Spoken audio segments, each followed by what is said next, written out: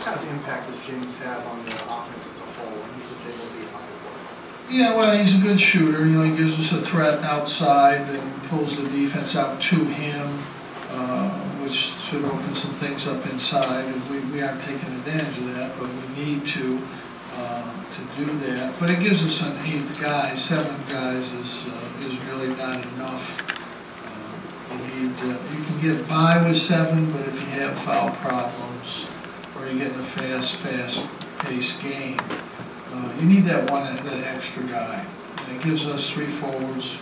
We have 3 guards. So I thought Trevor did a really good job defensively today. You know, it was such a slow game, we could keep Mike and Brandon in the game. But I thought with 3 forwards and 3 guards, and you know, we got 2 centers, so if they get in foul trouble, we can keep them in there. They did get in foul trouble today, but you know, they did a good job inside. But 8's fine.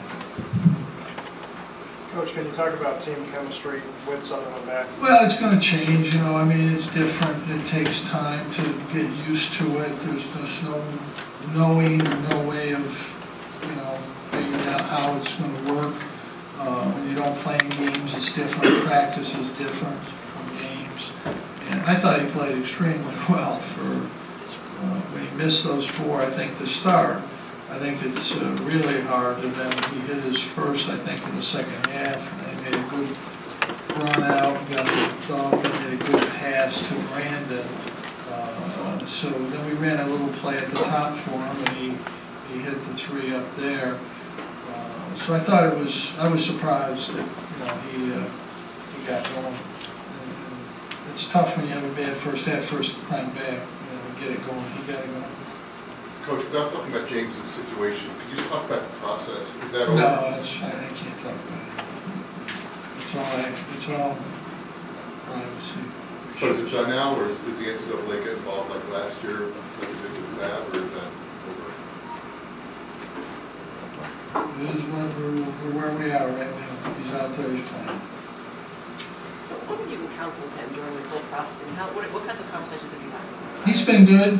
James has been good. We felt, you know, I mean, obviously we can't get into anything. He felt he did nothing wrong, and it took a long time to prove that, unfortunately. It's just the way the system works. And he had to go through it just like everybody else.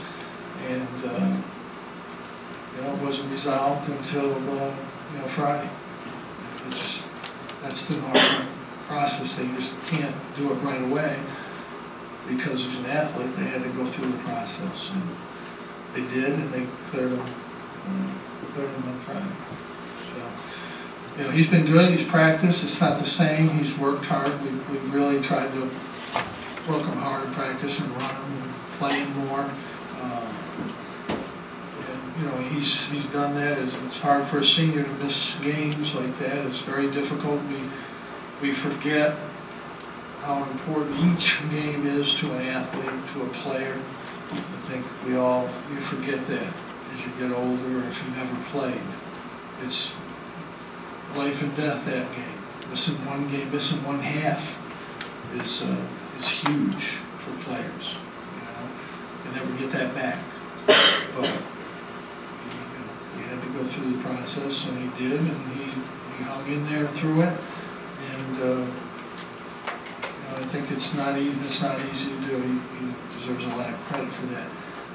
I don't read blogs and stuff like that, but people do tell me things, and none of the stuff out there was even remotely close to what happened. Not even in the ballpark. But that's just the way the world is today. That's why I don't have a computer.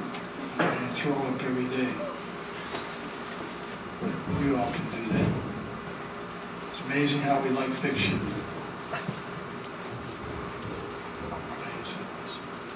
Can't get a newspaper when you get fiction.